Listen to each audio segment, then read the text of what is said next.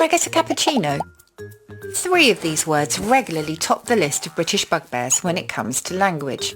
Can I get is seen as a borrowing from American English that we could all do without.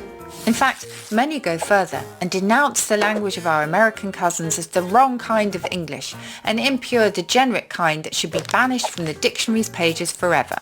And yet so many of the British assumptions about US English are completely wrong.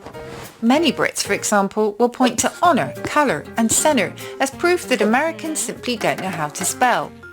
And yet these spellings were all alive and well in British English long before the Pilgrim Fathers set sail in the early 17th century. The spelling honour with a U is found around 400 times in the first folio of Shakespeare's plays. Honour, on the other hand, occurs over 500 times. Shakespeare's compositors also used realise with a Z. At this point, English spelling was still remarkably fluid. But political enmity with the US meant separate languages became symbols of independence.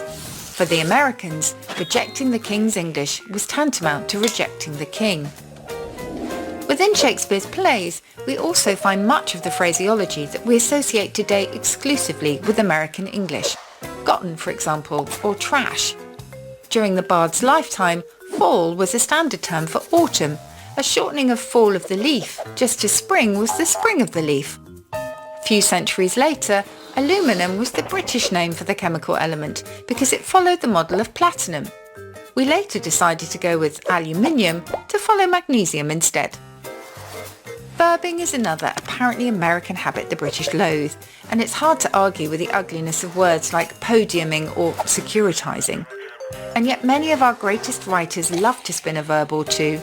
Keats wrote of turtles that cooingly passion their voices, while Shakespeare used friend as a verb long before Facebook came along.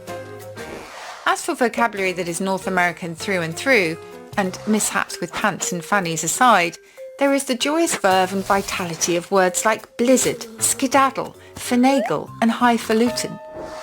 Those settlers hoping for a new life in 1620 were word inventors and borrowers by necessity, filling linguistic gaps when they had to, bequeathing us foothill, watershed, moccasin and burying the hatchet in the process.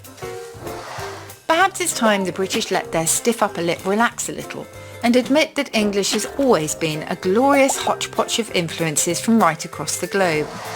Stiff upper lip, by the way, that quintessentially British phrase, actually originated in North America.